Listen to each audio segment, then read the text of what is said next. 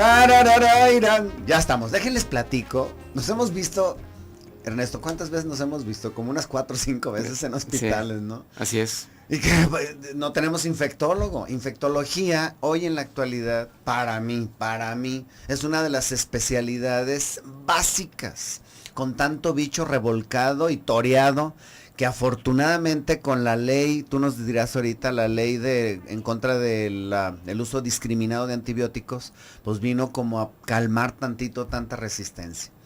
Platícanos, antes de empezar, me gustaría que nos dieras un poquito el panorama de esta especialidad, que tú eres un exponente de esta especialidad de infectología que casi no es conocida, Sí. pero que en su momento todos recurrimos a ustedes. Pues bueno, yo hice infectología porque me di cuenta que los pacientes se complicaban de enfermedades infecciosas, ¿no? Al oncólogo se le infectaban porque les daba quimioterapia y se le morían de una infección. Al neurólogo se le infectaban y tenía que recurrir a un infectólogo. Al cirujano se le infecta y recurre a un infectólogo, cuando las condiciones de la cirugía o de la situación lo complica. Y así varias especialidades tienen que ver con nosotros. Y ese fue el motivo, y además nadie quería hacerla, porque todo el mundo le tiene miedo a contagiarse de tuberculosis, a contagiarse de SIDA, a contagiarse de hepatitis. Entonces es una especialidad peligrosa para uno como persona. Más expuesto, ¿no? Exactamente. Porque pues yo en mi haber, entre las diarreas y los estreñimientos, pues me brinca cada 200 casos de diarrea. Resulta que tenía un síndrome de inmunodeficiencia adquirida, por ponerte un ejemplo, ¿no? O sea, no es el cotidiano que te llegan. Así es. El año pasado, para darte un ejemplo, yo me infecté 3 veces de influenza. La primera vez, el cuadro característico, tomé tratamiento, a las 12 horas estaba bien. La segunda vez, no lo podía creer porque había pasado 1 semana y media, pero sí era también.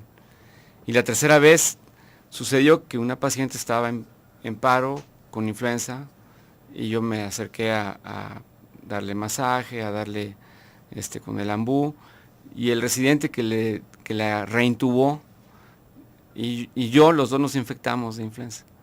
Son 3 veces, entonces es peligroso, pues. Es peligroso y qué loable, ¿no? La valoración y bueno, el valor de tener una especialidad en donde los bichos pues no se ven, ¿verdad? No se ven, pero ahí están. Ahí están, ¿no? así es. Ahí están manejando muestras de sangre, la posibilidad de picotearte con las agujas y contaminarte de enfermedades que, pues por ejemplo, una hepatitis C, pues sí, tenemos índices de curación altos, pero el tratamiento está de la cachetada, ¿verdad? No todos lo toleran, ¿verdad? Sí. A mí me gustaría que nos dieras ahorita. Les digo, esta última vez tengo un amigo que está un poco delicado en el Centro Médico Nacional y lo voy a visitar un día 2, un día sí, 3 no, y en una de esas en el pasillo, Gilberto, Ernesto, que así fue la es. semana pasada, Sí. una cosa así, no, ahora sí, dame, ahorita mismo le mando mensaje a mi productora, ¿te acuerdas que ya en ese momento, y pues yo creo que ese mismo día te contactaron para poder tener esta entrevista, así es, y que nos enseñes de esta enfermedad, de esta, ahora sí como yo les digo, a mí me llama mucho la atención el volcán Paricutín, que de ser tejido, la tierra tejido plano, empezó primero caliente, luego la erupción, luego empezó como un grano, y fue creciendo esta montaña hasta convertirse en un volcán en donde el mundo quedó maravillado, el mundo científico y todos, digo, a mí no me tocó porque fue en los 40 y tantos, pero vieron el nacimiento de un volcán y cómo destruyó todo alrededor de tal manera que hoy quedan las ruinas del pueblito, que es como icónico y como un icono ir a visitarlo. Así a mí me gustaría que nos dieras este panorama, porque yo estaba de estudiante cuando empezó, me acuerdo un especialista que llegó de Nueva York y empezó a platicar de los enfermos de neumocistis carini, de la neumonía, y todavía lo tengo, haz de cuenta que lo estoy viendo, a mí se me enchinó la piel, cuando se para en el centro del escenario, del auditorio, levanta los brazos y grita, estamos ante el nacimiento de una nueva enfermedad. Creo que es algo parecido a lo del Paricutín. De no haber nada, empezaron los casos aislados. Platícanos, platícanos. Sí, bueno, eso sucedió más o menos en 1980, 1981, que empezaron los primeros casos que sucedieron en pacientes que tenían sexo con hombres que tenían sexo con hombres. Generalmente allí empezó la enfermedad. Y se dieron cuenta que estos pacientes pues tenían enfermedades que no eran comunes, que sucedían en personas que estaban trasplantadas de riñón, o que estaban trasplantados de hígado o de corazón, o tenían cáncer o leucemias muy, muy avanzadas con una inmunosupresión severa. ¿Inmunosupresión qué es? Es pérdida de sus defensas. O sea, el paciente no... Normalmente nos defendemos de todos los bichos. De todos los bichos, así es. Y aquí no tienen defensa. No tienes defensas. El sistema inmunológico es algo muy complejo, es algo muy, muy serio, tan serio y tan escondido que ni siquiera sabemos dónde está. A ver, tú dime, ¿dónde está el sistema inmunológico? Que el timo y que el y que el vaso, pero realmente no sabemos dónde está. No sabes dónde está el centro neurálgico de este sistema. Entonces, una enfermedad nueva que venía a atacar precisamente lo más preciado que tenemos, que es nuestro sistema inmunológico, lo que nos mantiene vivos, lo que nos mantiene, nos ayuda a continuar nuestra vida normal, se venía al traste, ¿no? Porque no podemos vivir sin un sistema inmunológico, porque nuestras mismas bacterias que tenemos nos van a matar, las que tenemos adentro. Entonces siempre hay un equilibrio entre sistema inmunológico, bacterias que tengo en el intestino, las que tengo en el tracto respiratorio, etcétera, ¿no? Yo les digo, cuando me preguntan mis pacientes de la flora bacteriana, les digo, imagínense que son drogadictos, pandilleros, gente mala, pero tú estás en una casa resguardada con guardias, con vigilantes, y los tienes controlados hasta numéricamente, no puedes crecer tanto. Pero te paso ciertos elementos que yo necesito que tú trabajes para mí, me los desdoblas y tú te quedas con una parte y yo con la otra. Así es. Y cuando perdemos esas defensas es como perder esos soldados que están vigilando nuestra casa, ¿verdad? Es una relación de mutua ayuda, ¿no? Yo te paso nutrientes, tú me proteges de no invadirme de otros gérmenes que me pueden hacer daño. Y de allí también lo del control de los antimicrobianos, ¿no? De los antibióticos. Bueno, entonces en 1981 empiezan estos casos aislados y empezaron a haber neumonías por Pneumocystis jirovecii, antes era Pneumocystis carini. Empezaron a haber sarcoma de Kaposi, que era un cáncer de la piel que sucedía en las personas mayores ya muy, muy avanzadas de edad y que consecuentemente tenían las defensas bajas precisamente por la edad avanzada. Pero ya no era un sarcoma de Kaposi que tú veías en las piernas, porque generalmente era en las piernas, en los pies, en estas personas mayores. Ahora lo veías en la cara, en la lengua, en el pulmón, en los brazos, en el cuello. ¿Sí me explico? Ya no era anormales totalmente. Ya no era lo normal, lo habitual. Y empezaron a buscar, ¿no? ¿Por qué? Porque estas personas están infectadas. Entonces empezaron a seguir qué patrones epidemiológicos tenían, dónde acudían, qué hacían, por qué los homosexuales, por qué este grupo de personas que tenían ese tipo de prácticas eran los que se infectaban, ¿no? Entonces empezó el proceso de buscar la causa. Y pasaron 3 años, fíjate lo difícil que es la medicina, pasaron 1980, 1981, 1982, 1983, y hasta el 83 descubrieron que era un virus. O sea, saber que era un virus. Exactamente. Fíjense, qué increíble, ¿no? O sea, descubrir que no era bacteria, que no era treponema, que no era clamidias o bichos. Exactamente, que no era un compuesto químico que se utilizara. Ah, también. En los baños o en alguna situación que condicionara esto. Y luego ya empezaron a ver que no solamente las personas que tenían sexo con hombres, sino que también los hemofílicos, las personas que habían recibido transfusiones, y de allí pues también los heterosexuales que actualmente también estamos en riesgo. Bueno, siempre hemos estado, ¿no? ¿Qué les parece? Qué interesante. Conociendo un poco más de esta enfermedad de el síndrome de inmunodeficiencia adquirida, VIH, SIDA, como lo quieras llamar. Vámonos, hoy con nosotros el doctor Ernesto Echegaray, infectólogo, con este tema, y les aseguro que lo vamos a anclar aquí porque hay muchas enfermedades que necesitamos conocer, como ahorita la que nos acaba de decir, influenza, tuberculosis, lepra, o sencillamente infecciones graves que ponen en peligro la vida de los pacientes. Quiero escucharte, 3122-1190, 3647-1883. Tan tararararán, no hagas corajes. Psst, ¿Cómo puedes medir tu termómetro de resistencia a la población que está queriendo buscar pleito? Bien sencillo. Si te empiezan a desesperar cuando vas manejando o cuando vas caminando, que se te avientan y demás, bájale 3 rayitas porque si no vas a terminar mal. Muy bien. Bueno, pues hoy con nosotros el doctor Ernesto Echegaray, él es médico infectólogo y después de muchas vicisitudes, por fin aquí lo tenemos al aire platicando de esta enfermedad. Vamos a conocer más enfermedades, pero ahorita queremos empezar con esta enfermedad que es el síndrome de inmunodeficiencia adquirida y cómo de no haber nada empieza a nacer. Ya nos quedamos en que 3 años para darse cuenta que no era tóxico, que no era otro bicho, que no era X, para darse cuenta de que era un virus. Seguimos. Sí, pues se tardaron 3 años en darse cuenta de que era un virus. Y ahora cómo lo tratamos, ¿verdad? Porque era un retrovirus, un virus que pues es RNA, pero es capaz de transcribirse y convertirse en DNA. Y los seres humanos estamos hechos de DNA. Eso condiciona a grandes rasgos que se integra nuestro genoma. Una vez integrado nuestro genoma humano, se vuelve parte de nosotros. Por eso es tan difícil curarlo. También el virus de la hepatitis B es parecido. Se creía al principio que era el virus de la hepatitis B mutado, pues, por dar un ejemplo. Es lo que se creía. Pero pues no, era el virus de la hepatitis, un retrovirus, ¿no? Un virus diferente. Ahora es un virus imperfecto que siempre está mutando, ¿no? Siempre está mutando. Y aquí el riesgo de que las personas que toman tratamiento deben de ser muy apegados al tratamiento porque el virus es imperfecto y va a empezar a mutar. Y va a mutar en relación a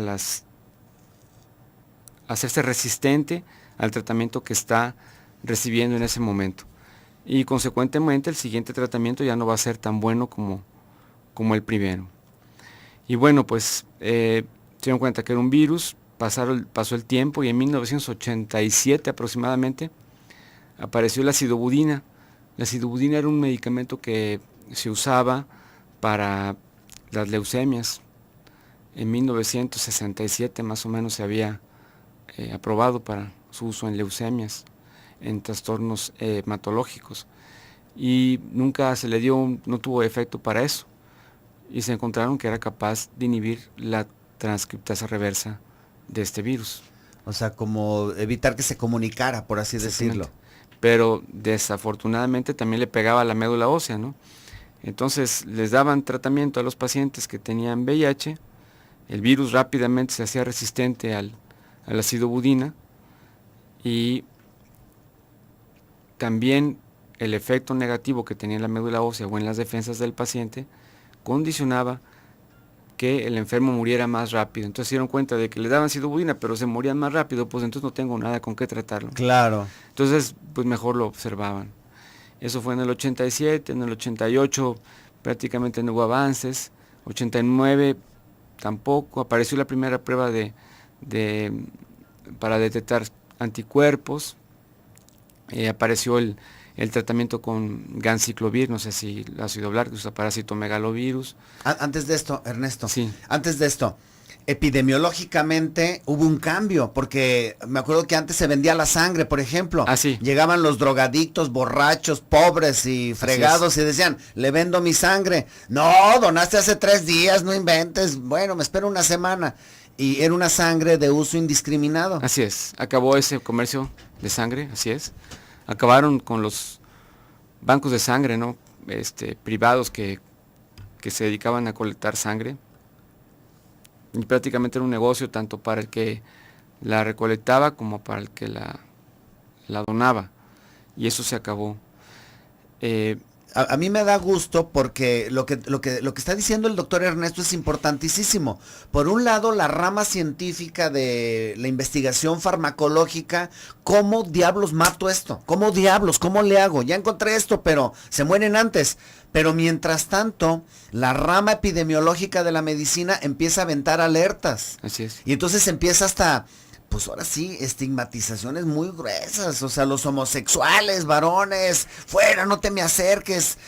Digo, ¿cuánto Sí, no nos tocó ver así gente es, buena? Pues digo que cada quien hace de su asterisco lo que quiere, pues, así es, pero que es gente buena y así hay de es, todo como en todos lados. así es. Cierto, no se vino un cambio global de la visión de la enfermedad, sin saber cómo atacarla, empiezo a ver la prevención de que te evites infectarte.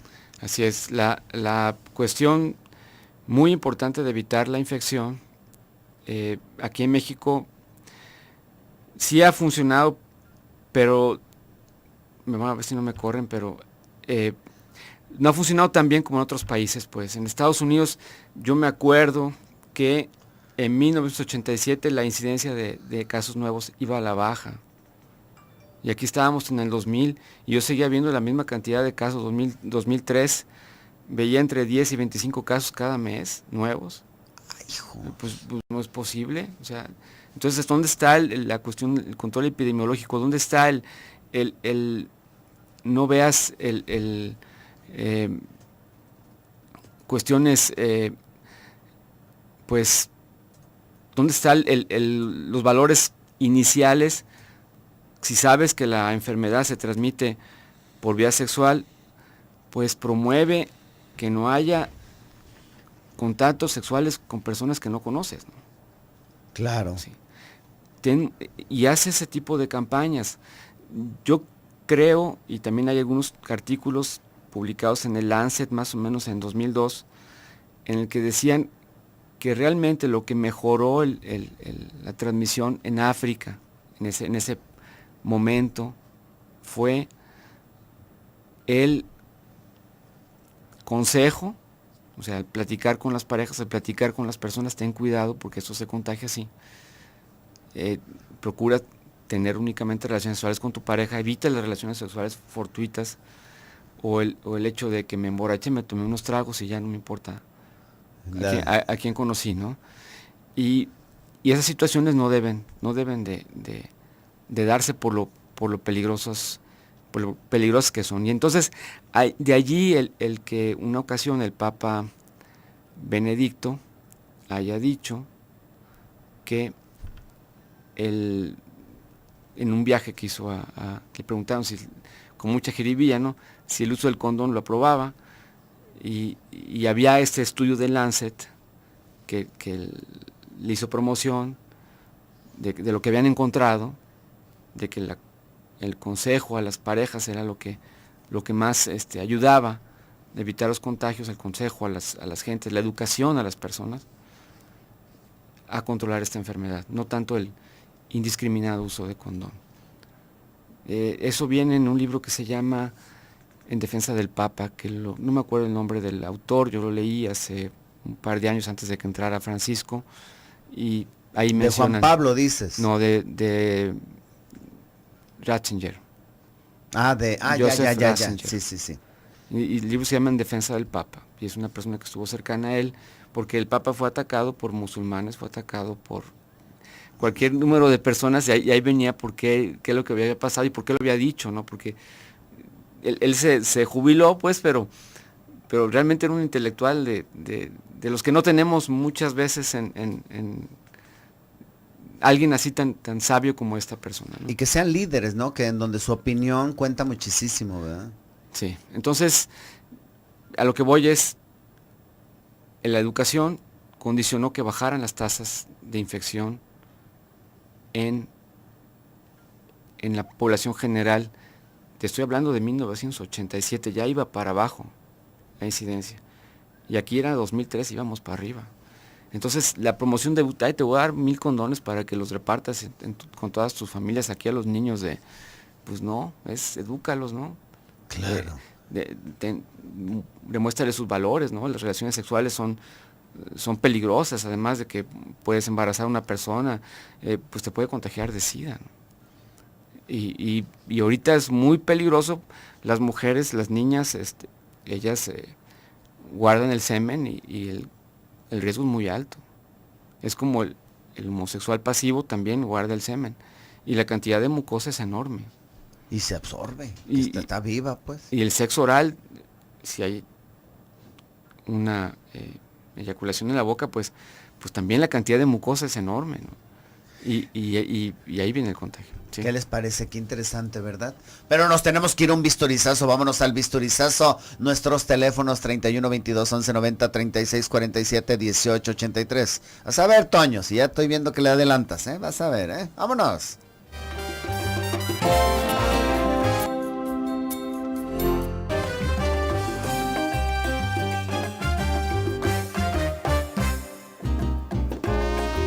Ya estamos aquí de regreso en este su programa Quiero Vivir. A través de nuestro chat, todas nuestras compañeras, nuestras amigas, ahí está Aide, ahí está Edith, Liz, dice Aide, Doc, qué buen invitado está en cabina. Se nota que el doctor Ernesto tiene muchos conocimientos, además que su especialidad es súper interesante.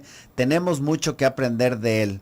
Así como de usted, obviamente. Ay, qué amable eres. Muchas gracias. Bueno, nos dan, Gracias, qué amable. Aide nos manda a saludar. Qué amable, Aide. Sí, buen día. Ya está el señor sol muy bonito, así que pronto va a haber calorcito. Así es, Liz nos dice, doctor, ¿puede estar contagiado de esta enfermedad y no tener síntomas? ¿Con los estudios de rutina de la mujer como el Papá Nicolau se puede detectar esta enfermedad o tiene que ser un estudio específico?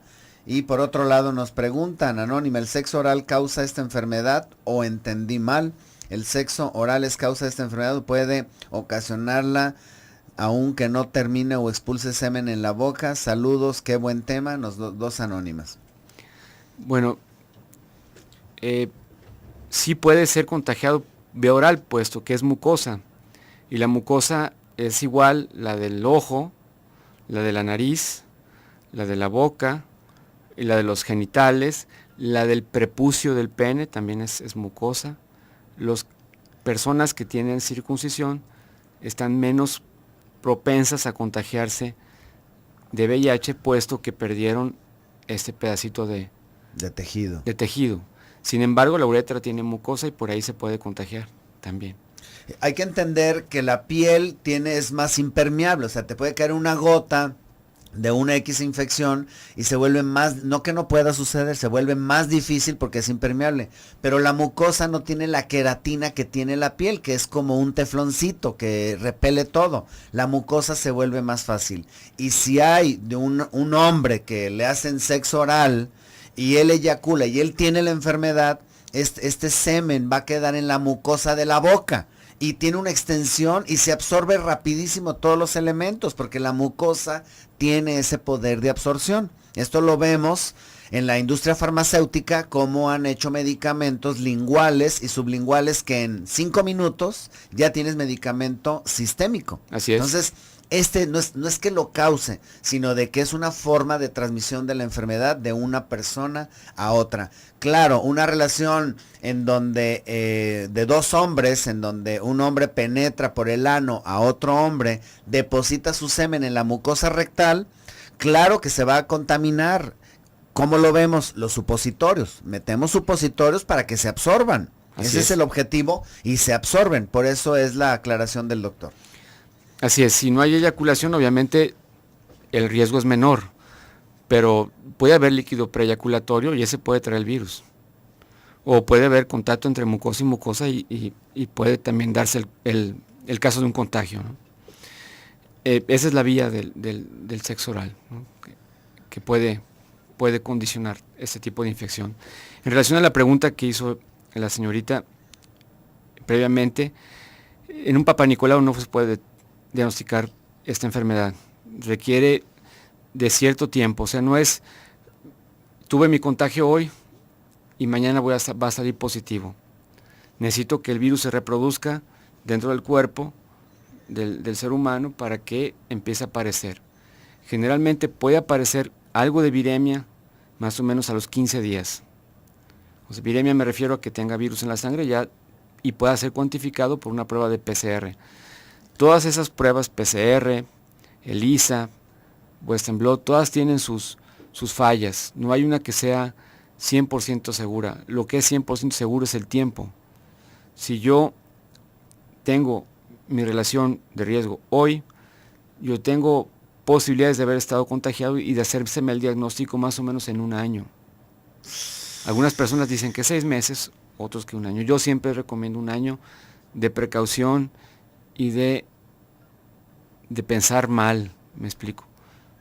Pero fíjate lo peligroso, fíjense queridos radioescuchas lo peligroso. O sea, una persona que se contagia, que pensar, pues, como decía mi abuela, piensa mal y acertarás, que ande de chile frito. Así es. Y que siga teniendo relaciones en un año, él ya trae la enfermedad. Así es. No se da cuenta. Así es, no se da cuenta. No se da cuenta a cuántas personas no puede infectar en ese ínter. Entonces se viene una cascada, lo que decías tú.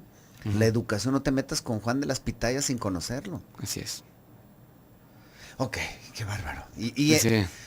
Y bueno, en este inicio que estamos hablando ahorita de la enfermedad, se puede detectar si hacen algún chequeo, pero dentro de los chequeos generales no incluyen el examen de sangre. No. Hablando precisamente, por ejemplo, que nos expliques un poquito de cómo se empieza a detectar con los anticuerpos o los cultivos o qué sé yo. Sí, los anticuerpos pueden salir positivos algunas veces hasta los 15 días después del contagio, pero generalmente se espera que sean positivos a los 2 meses o al mes. Y eso se extrapola a lo que se sabe de las vacunaciones. Si a mí me vacunas hoy contra neumococo, probablemente tenga anticuerpos para neumococo dentro de un mes. Es por eso que la vacunación de la influenza es en octubre para que en noviembre tengas anticuerpos. Claro, que es cuando empieza. Y en diciembre ya estés bien protegido. Pero obviamente ninguna vacuna de influenza es 100% segura, ¿no? Ajá. Por lo menos, nada es 100% seguro aquí en medicina. Y los médicos pues no podemos garantizar nada. Y pues tú lo sabes porque trabajamos con procesos biológicos que no tenemos, no somos el dueño de la maquinaria, pues. No, y lo que el doctor acaba de decir, este es un virus muy canijo, o sea, de pronto cambia. Y pues para saber si cambió o no cambió, ¿verdad? Así es. Y los virus en términos generales, hay pocos virus que son estables, ¿no? Sí, los virus son, algunos que sí mantienen su estructura por tiempo indefinido y que tú adquieres anticuerpos contra ellos y difícilmente te vas a infectar, como puede ser el virus de la hepatitis A. Te vacunas contra hepatitis A y probablemente te proteja toda tu vida. Sí. Esto viene al ejemplo, por ejemplo, de la gripa común, que dicen que jamás en la vida te vuelve a dar la misma gripa, ¿no? Sí, no, porque siempre vas a estar cambiando, el virus va a estar cambiando. Y por eso es que te estás una vez o 2 veces al año te puedes enfermar de gripa. Sí, pues yo me enfermé en influenza 3 veces el año pasado, pero este año no ha pasado nada. Seguramente agarré todas las cepas que había para este año y ya se me acabó el... Bendito sea, ay Ernesto, qué bárbaro. Y a lo que estás expuesto, ¿no? Yo recuerdo un paciente con síndrome de inmunodeficiencia adquirida que estaba haciendo la especialidad y había que operarlo de apendicitis aguda, ¿no? Y llegó derivado de otro hospital que decían que no tenían los elementos para operarlo, y pues era un muchacho joven, ¿no? Pues cuál, ¿verdad? Le sacatearon al parche, ¿no? Y bueno, pues tú te metes a operarlo, pues lo tienes que operar, ¿no? Y pues te persinas y mucho cuidado con las agujas, porque aquí no hay guantes de metal, o sea. No, son guantes normales, así es. Y aún así, fíjense, por ejemplo, hay estudios en donde la aguja de coser, que no tiene hueco en medio, que no tiene bisel, la posibilidad es mínima, comparado con cuando las agujas hipodérmicas que sí tienen sangre. Ahí sí es altísimo el riesgo, ¿verdad?